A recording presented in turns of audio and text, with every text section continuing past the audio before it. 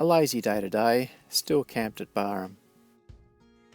Gunbower Island is on the Victorian side of the Murray River, and it's all forest.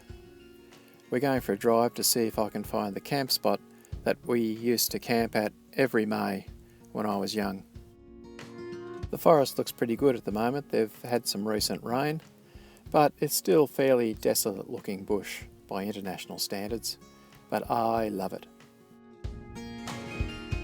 I'm trying to find the tree that I carved my initials in with an axe back in the 60s, and I'm really not sure where it is, but I think this is it. This feels like the place, but there's no evidence of initials in this old gnarled tree. But this is definitely the campsite that we stayed at all those years ago. It's changed quite a bit. Because of the flooding, etc., the banks of the river have been eroded. The big old tree that used to lie on the bank has disappeared. My childhood can't be recreated, but I've still got some memories. Just look at that cute, innocent little boy. It's hard to believe he grew up to be the old grumpy fart that I am now. I don't have a lot of fond memories of my father, but the Coondrook camping trips were always good ones. So we'll leave those memories where they belong, back in the bush.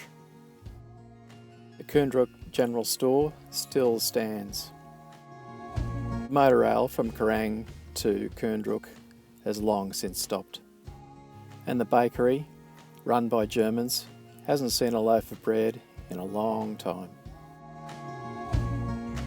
So it's back to modern Barham, with its lovely parkland and big trees, and the mandatory bakery for lunch. It's good to see that the Murray still survives, and the old bridge that we used to drive over with the old Holden is still there. Childhood memories are a powerful thing but can't be recreated, so it's back to the present for us, and back to the campsite for another restful evening, as the long weekend is over and everyone's buzzed off. Yesterday we drove from Barham to Mount Gambier. There's just a lot of flat nothing between there and here. There's a big wind farm and not very much else. Just flat open country that obviously had wheat grown on it.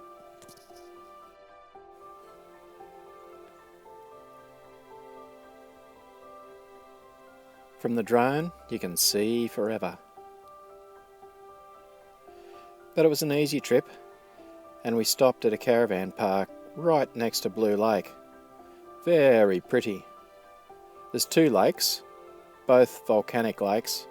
This is Valley Lake, which isn't blue, but is still fairly pretty, and has huge amount of parkland right around it.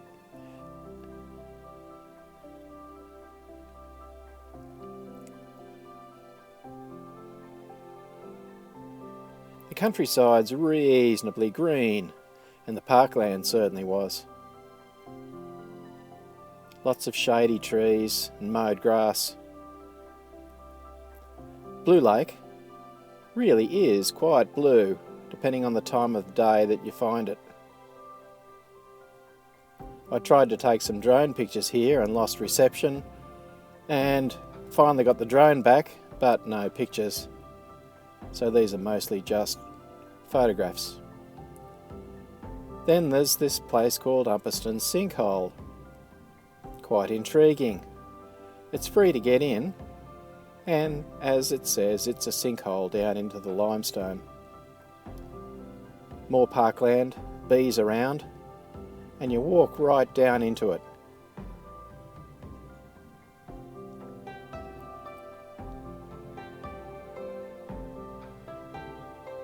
The sides of the sinkhole are dripping with water.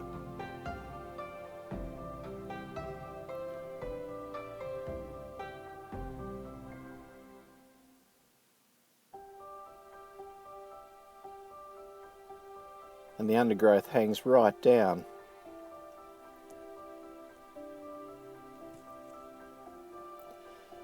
that's it for today. We've seen the sights, we're relaxing in camp, tomorrow's another day, and the sky's the limit. Tomorrow we're heading for Lake Albert and we'll stay there for 3 nights. It's on the outlet to the Murray River.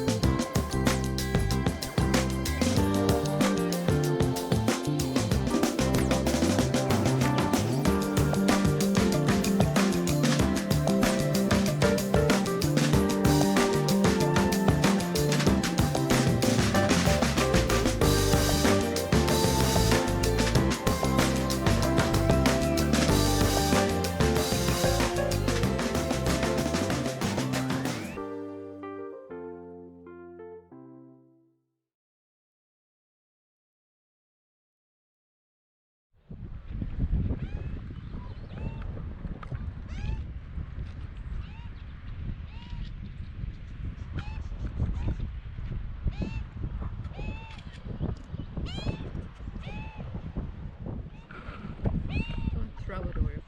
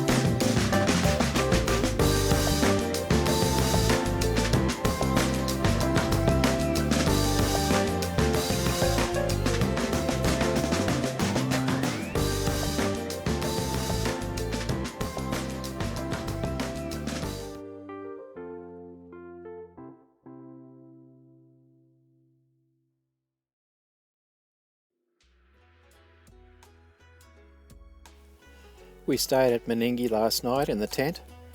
It was fairly windy, and today has dawned cloudy and a little bit misty. But we're exploring the Coorong area anyway. This is the area at the end of the Murray River and before it comes out into the sea proper. We noticed a couple of seals sitting on this little jetty, so we thought we'd walk out and have a bit of a closer look. It was a male and female. The male wasn't all that keen on us getting close, and as I got closer, he started to bark at me and tell me, "Buzz off, you're too close."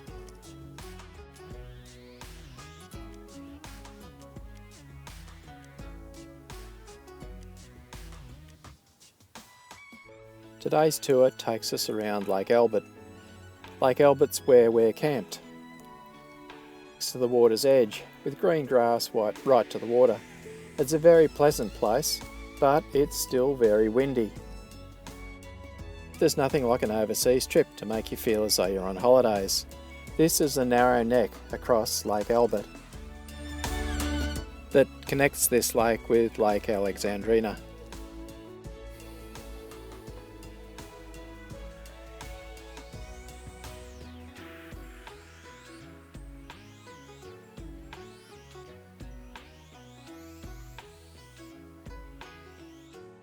Back at the campsite, the wind is literally blowing the tent flat, so we've packed the tent up and we're staying in a cabin for 2 nights.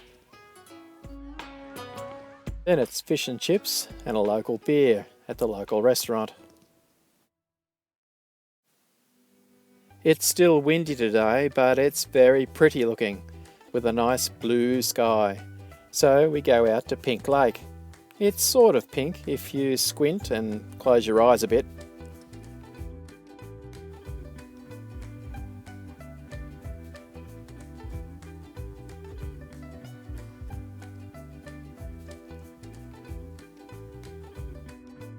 And then it's out to Koonalpyn to have a look at the silos.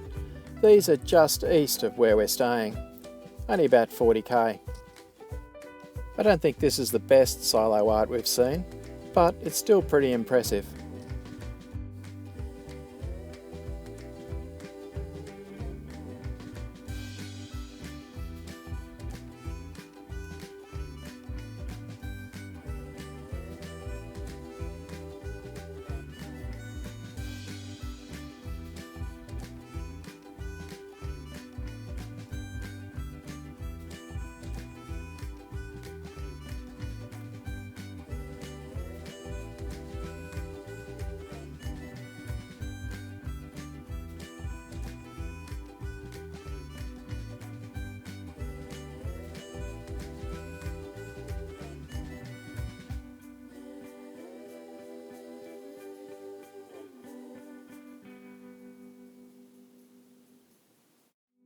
We're heading back into the Coorong to have a look at one of the barrages. The easternmost one is not that far from us, so we thought we'd go and see if we could have a look at it.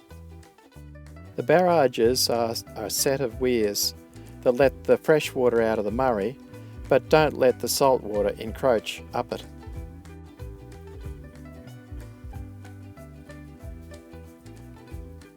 Unfortunately, this was a bust.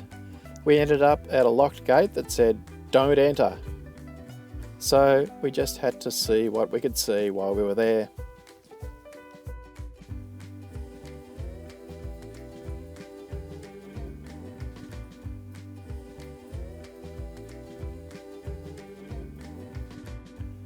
The dunes that you can see travel for about 150 kilometres and separate this water from the ocean. And this is what really defines the Coorong.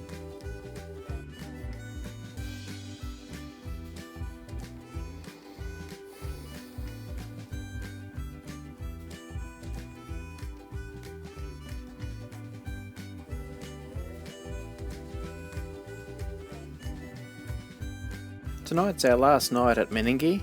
Tomorrow we head towards the Yorke Peninsula.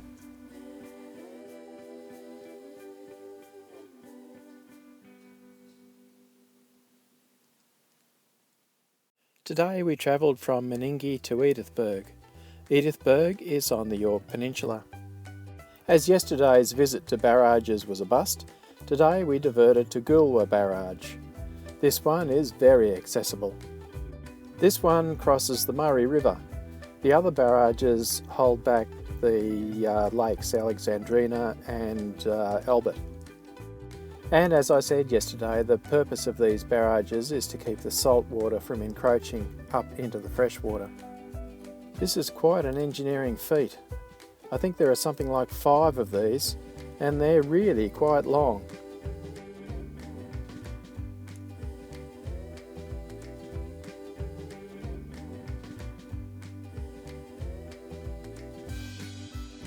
Port Wakefield is at the top of the St Vincent's Gulf, and we stopped and had lunch here. Lots of mangroves and lots of very low-lying country, and the tide goes out a long way when it does go out.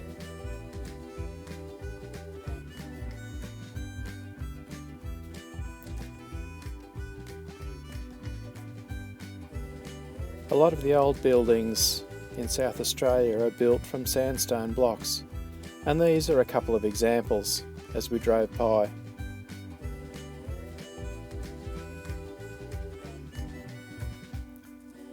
It's pretty flat, wheat growing country out here, all the way down the Gulf, and not a lot to see in between the towns.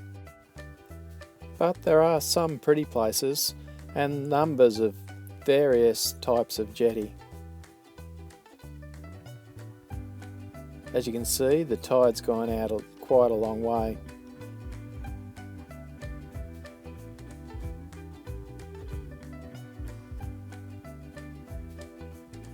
It's still very windy, and putting the drone up is a bit of a challenge, but it's amazing how well it does. This is just one example of the wheat storage facilities that are down on this peninsula. This also has a huge jetty where the wheat is transferred onto ships and sent overseas.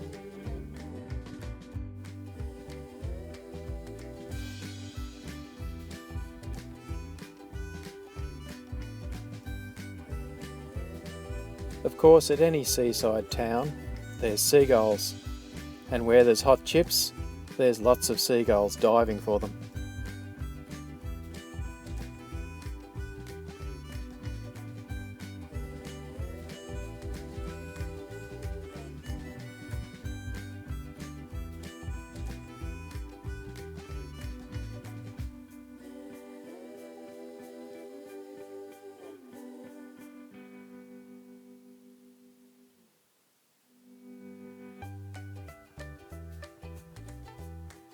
There are a surprising number of new buildings all along this coast. I don't know whether they're holiday homes, I presume they are. And here we've got a new yuppie marina where you can park your boat and you've got a jetty all to yourself straight from your home.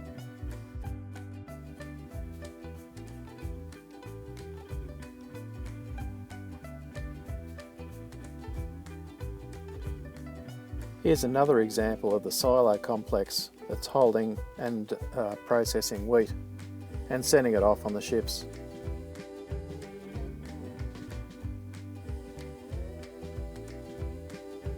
Edithburgh's our destination for tonight. It's still blowing a gale, and because we're wimps, we've decided to stay in a cabin at Caravan Park. It's right on the ocean. It's very pretty looking. It's quite chilly, but the weather's perfect really. The pelicans are waiting for handouts from the fishermen who have just arrived back and are now cleaning their fish. Anyway, this is the cabin we're staying in tonight. No ensuite, but quite spacious. This'll do us for tonight. See you next time.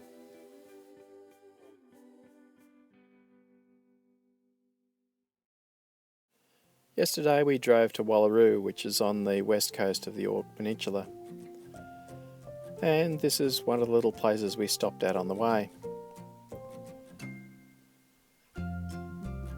Marion Bay is unusually pretty, and it's got a bit of sand right close to the water. Very unusual for this type of place. All along this coast is very, very touristy and very populated, and there's heaps of new houses being built everywhere. The water is crystal clear. It'd be a nice spot to go snorkeling. And you can see evidence of what the wind does to the coast.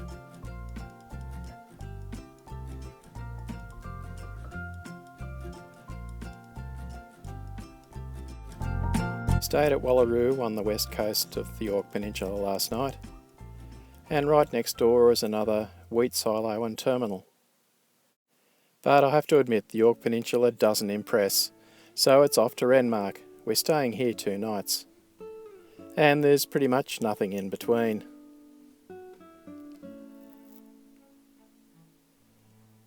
But a stop off of Clare was of interest.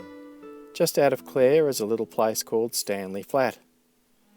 And at Stanley Flat is an old little house that Wendy's mother, Barbara, lived in when she was a teenager. And Wendy's mother's mother had her ashes scattered back here under these old trees. Unfortunately, they've been trimmed for the power line, so they're not looking real great. And obviously the house has been extended and it's twice as big as it used to be, with the extension out the back. There's old vineyards nearby, but they don't look as though they've been tended. The place looks brown because the wheat has been harvested. The next stop is Burra. Burra is, or was, a mining town. And supposedly out in the old cemetery is Wendy's great-grandmother. So we thought we'd have a look just in case we found the grave. And lo and behold, Wendy found it. What a surprise. And here it is, under this gnarled old tree that I'm sure was there when she was buried in 1946.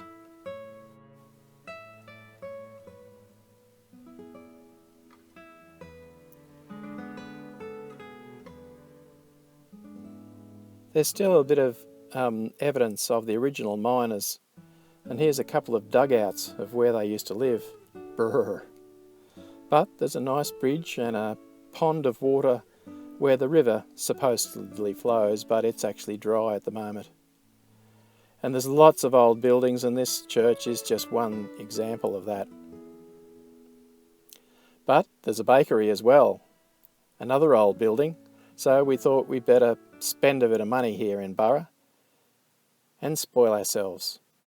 Then it's on the road again to visit yet another silo art, this time at a little place called Waikerie on the Murray River. And we have to take a ferry to get across, no bridge here. Same ferries as you see everywhere, the cable operated type jobbies. These silos have got artwork on both sides.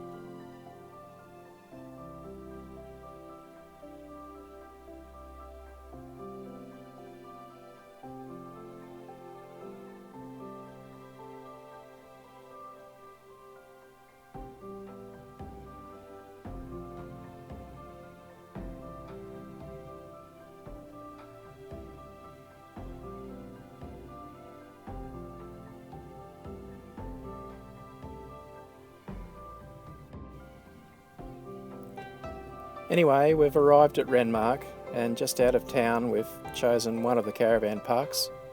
It's got shade right next to the river, and it's a pleasant place to stay for 2 nights. Tomorrow we're just going to laze around.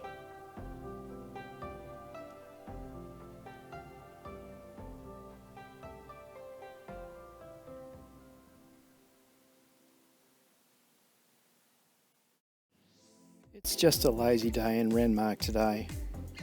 We're just wandering around, looking at the sights, not doing much of anything. The weather's turned a bit nastily warm, but at least it looks pretty in the video. As Renmark is right next to the Murray River, the parkland along the river, right in town, is really quite pretty. The Art Deco hotel looked interesting, so we thought we'd go in and have a bit of a look. This is the foyer area.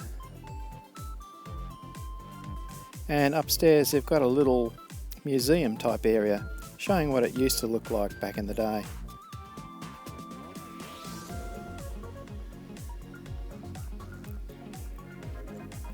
But now it's down into the bar for a drinky poo.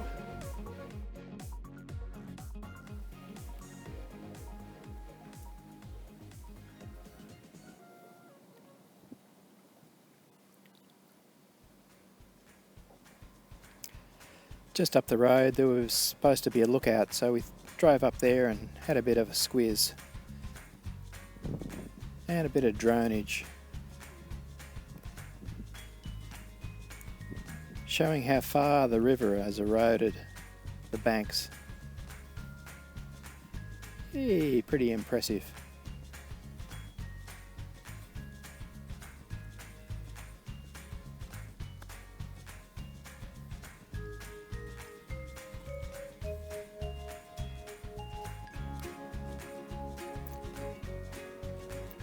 A little bit further down the road there's the Woolshed Brewery. So again, time to stop and have a bit of a look, take a few photos. Quite picturesque, right on the edge of the river. And it is actually an old woolshed.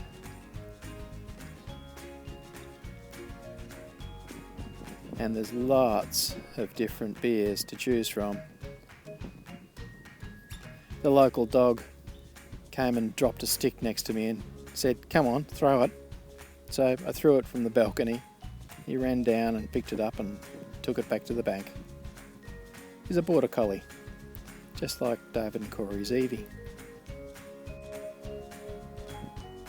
The whole area looks really very pretty. Looks like the homestead that the owners live in, and this is the main part of the brewery itself. And they were cooking a batch while we were there. And I was almost finished my second drink before I decided to take a photo.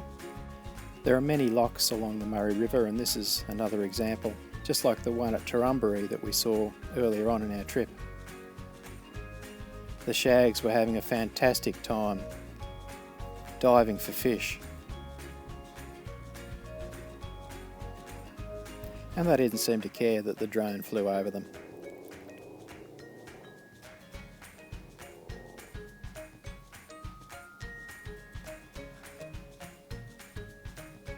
Now it's back to the caravan park to soak our feet in the cool water because it's getting warmer and warmer. We were lucky enough to see the bridge open up and some of the luxurious accommodation travel underneath it. There are lots of these houseboats on the river. You can see them all parked up there.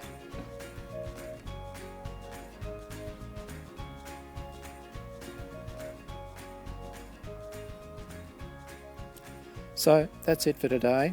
We're heading towards Hay tomorrow. So it's the homeward journey from now on, and nothing that much of interest. Leaving Renmark, it was a pleasant place to camp on the river, but this morning the mozzies just about carried us away, and it's going to be 40 degrees there, so we're happy to leave.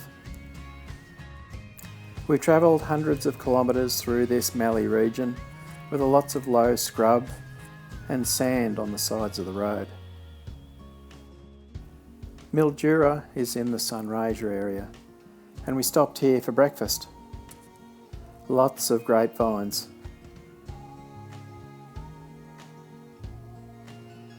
These ones look to be table grapes. I pinched one. It was beautiful and sweet.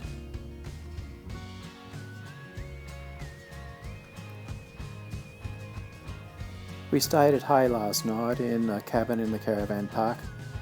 Hay's on the Murrumbidgee River, and the river looks pretty good right here. Oh look, a Bultaco museum. How interesting. Or is it?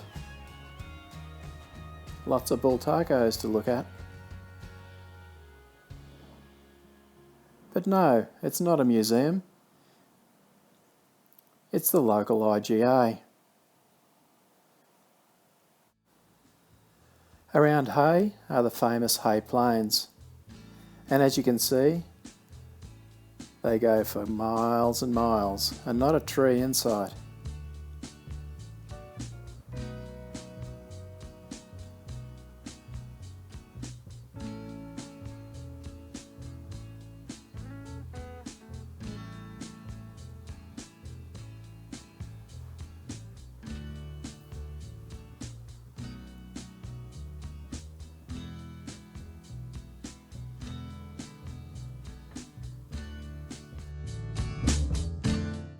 The only other place of interest that we stopped is this place called Weethale or Weethally that has yet more silo art. Quite impressive. And right in the middle there are some sheep in the shadow.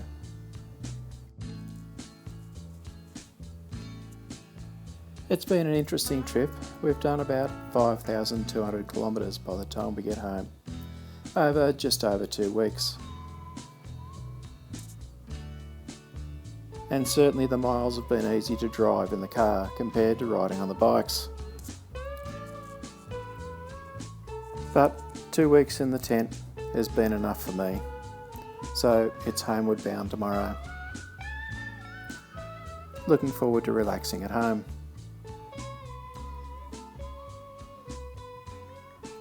Until the next trip.